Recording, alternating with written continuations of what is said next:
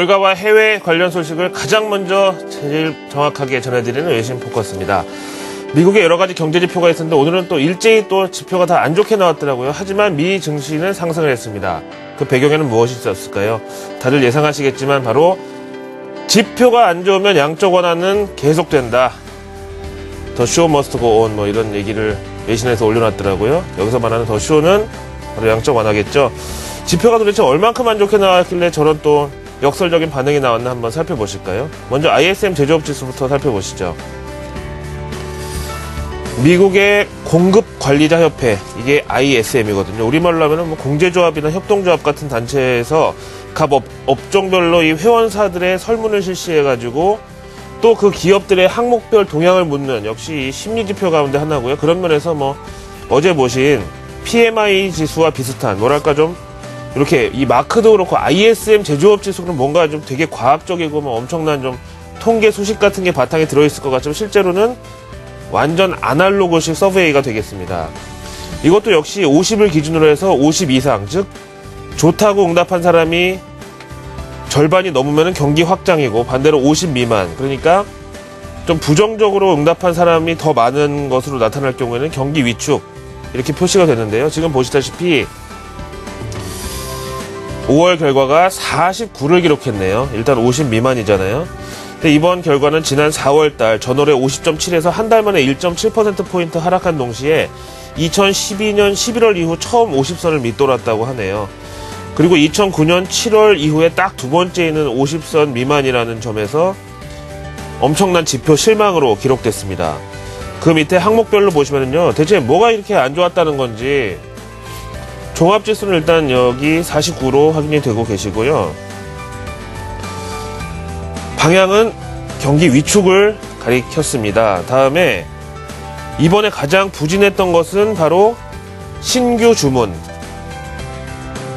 그 다음에 생산, 그리고 미출하 재고량은 무려 5%가 감소를 했네요. 이렇게 3대 항목이 제일 안 좋았던 이 세 가지고요. 이 세 항목 다 향후 기대감을 반영한다는 차원에서 당연히 이제 뭐 헤드라인 넘버도 49로 50 미만이어서 안 좋았지만은 항목별로 봐도 좀 부진했다는 거고요. 좀 우려스러웠다는 거고요. 고용도 보시다시피 0.1% 마이너스를 기록해서 방향성 자체는 그러니까 확장 국면이긴 하지만 둔화됐다라는 이게 중요했죠. 그래서 좀 이런 얘기는 좀 솔직히 좀 그렇지만은 그래서 연준 양적 완화의 중독자들은 귀신같이 요 항목을 보고서 야 이건 기쁘다라고 받아들였을 만하고 좀 흥분하고 그랬을 만하죠. 아무튼 또 재고량과 이 소매체인 재고는 각각 또 2.5% 그리고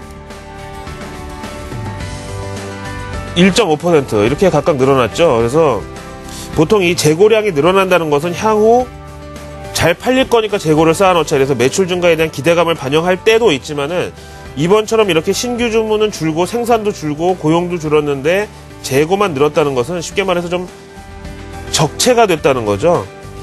그러니까 전달에 만들어 놓은 게 제대로 유통이 좀 안 됐다. 이러고 있다. 지금 이런 해석이 가능합니다. 그럼 좀 더 현실적인 그야말로 필드의 이 체감 경기를 알아보기 위해서 이번 ISM 서베이에 응답한 각 업종별 종사자들의 코멘트를 한번 들어보시죠. 먼저 화학업종 보시면은요. 우리나라 뭐 CJ제일제당도 여기 관련주인데 라이신. 고객들이 라이신 가격의 추가 하락을 예상하고 주문을 미루고 있다. 다음 컴퓨터와 가전제품. 미 정부 지출 감축으로 업계의 정부 의존도가 많이 약화됐다. 다음으로 설비업종은 유로존과 중국 경기 둔화의 이중고가 가장 큰 네거티브다. 마지막으로 운수장비 업종에서는 숙련된 근로자를 찾는데 애를 먹고 있다. 이건 좀 무슨 소린지 저도 잘 모르겠는데요. 그만큼 업황 개선에 대한 기대감이 커서 사람이 모자른다는 뜻인지 아니면은 근로자의 퀄리티가 기술 혁신을 따라가지 못하는 거라고 봐야 되는지 아무튼 뭐 저렇게 응답을 했다니까 뭐 그런가 보죠. 뭐 저거는 그냥 일단 넘어가겠습니다. 여기에 대한 현지 반응은 어땠는지 외신 반응 한번 살펴보실까요? 블룸버그 통신 보겠습니다. 블룸버그 통신에서는 이번 ISM 제조업 지수가 결국은 빅커스터머, 대형 고객인 미국 정부와 기업의 지출 감축 때문이다. 이렇게 핑계를 달고 있습니다. 앞에서 보신 여러 항목들 뭐 보셨겠지만 유통으로 치면은 도매에 해당하는 이 공급관리자협회 회원사들의 경우는 정부와 기업의 투자 감소를 가장 큰 이유를 들 수밖에 없었다고 하네요. 그런데 미 정부는 당연히 뭐 이 시퀘스트레이션이니 재정 절벽이니 뭐 이런 적자 때문에 그렇다고 치고 기업들은 또 왜 저럴까요? 그거는 뭐 어쨌든 일맥상통하는 거라고 봐야 되는 게요. 미 정부가 지금 부채 감축하려고 법인세 올린다고 하고 뭐 앞으로도 더하면 더했지 뭐 덜하지 않을 것 같고 이러니까 결국은 기업들도요. 일단 돈 버는 거 그대로 깔고 앉아서 이제 눈치만 보고 있는 거죠. 뭐 사람을 뽑거나 설비 투자 같은 걸 하지 않고 그냥 현금으로만 갖고 있는 상황. 우리나라 기업들하고 좀 비슷하지 않나요? 결국은 고용이 살아나고 소비가 살아나고 경기가 살아나려면 이런 기업들이 이제 좀 돈을 풀어야 되는데 여기에는 당연히 정부하고의 어떤 좀 교감이 필요하지 않나. 역시 미국에서 좀 힌트를 얻어볼 수가 있겠습니다. 다음 경제지표 하나 또 보실까요? 상무부에서 발표한 미국 4월분 건설 지출 동향이 되겠습니다. 그냥 정부 자료 그대로 함께 읽어보실까요? 4월 당시 건설 지출이요 8,608억 달러를 기록해서 당초 전문가 예상치였던 1% 증가에 절반에도 채 못 미치는 0.4% 증가를 기록했고요. 이번에 왜 이렇게 건설 지출이 예상에 못 미쳤는지 밑에 업종별로 보니까 그동안 사실 상업용은 조금 뒤져 있었고 거주용, 주거용은 좀 잘 되고 있었는데 이번에는 보니까 주거용이 0.2% 건설 지출이 줄었고요. 대신에 상업용이 늘었는데 그것도 0.7% 아주 소폭의 상승에 그쳤다는 점을 볼 수가 있겠습니다. 하지만 미 증시는 상승 마감을 했죠.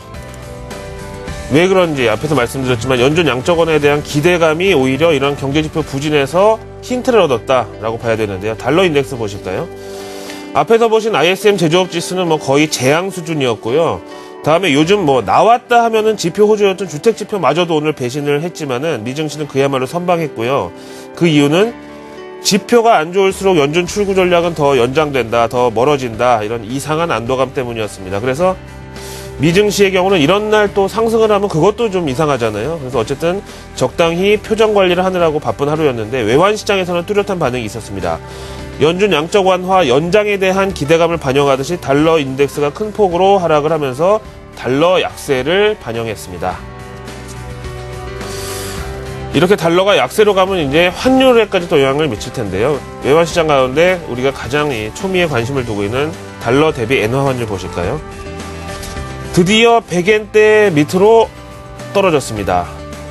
아베노믹스의 골자는 바로 달러 대비 엔화 환율 그리고 엔저 100엔대 이상에서 고정하고 기업들도 한 107엔대를 바란다. 여러 가지 얘기가 있었는데 앞에도 보신 대로 달러가 약세로 갔잖아요. 근데 이 환율이라는 거는 이 시소처럼 하나가 내려가면 하나가 올라갈 수밖에 없는 그런 구조거든요. 그래서 달러 가치가 저렇게 쑥 내려가 버리니까 엔화 가치는 상대적으로 상승하면서 달러 대비 엔화율은 100엔대를 깨고 99.52를 기록하면서 엔화 강세를 나타냈다. 요거는 좀 하나 시원하네요. 자, 이렇게 결과를 확인해 보셨고요. 다음으로 지난 금요일날 1% 넘게 큰 폭으로 하락해서 좀 우려감을 줬었던 MSCI 한국지수도 역시 앞에서 보신 이런 정황, 양적 완화 기대감이 재개됐고 달러 대비 엔화 환율이 다시 100엔대 밑으로 깨고 내려갔고 이런 정황에 따라서 좋았을 것이라고 예상은 했지만 보시다시피 2% 넘게 상승을 하면서 우리 증시 글쎄 자동차는 좀 미국에서 좀 매출이 부진하게 나와가지고 그건 모르겠지만 다른 수출주들의 오랜만에 좀 안도랠리를 줄 수 있는 여지가 되겠다라고 생각을 하고요. 대신에 일본 증시하고 한국 증시 롱숏도 뭐 웬만큼만 1, 2% 내에서 움직일 때 그렇고요. 어제처럼 또 일본 증시가 너무 많이 빠지면 아시아 증시 전반에 리스크 회피 현상을 불러올 수 있기 때문에 오늘 제일 좋은 시나리오는요. 일본이 어제 5% 정도 빠졌으니까 또 너무 많이 반등을 해도 우리한테 좀 좋을 게 없거든요. 그래서 한 절반 정도 내에서 반등을 하고 오늘 우리나라 외환시장에서도 앞에 보신 달러 대비 엔화 환율 100엔 밑에서 출발하면서 원화도 좀 약세로 가고 이럴 경우에 오늘 우리나라 증시 반등에 상당히 우호적인 환경이 된다 이렇게 말씀드리겠습니다. 자, 외신 포커스 앞부분에서 준비한 내용은 전해드렸고요. 다른 데 돌리지 마시고요. 다른 보도 채널 같은 데 다 어제 뉴스니까요. 조금 더 생생한 소식으로 조금 뒤에 돌아오겠습니다. 고맙습니다.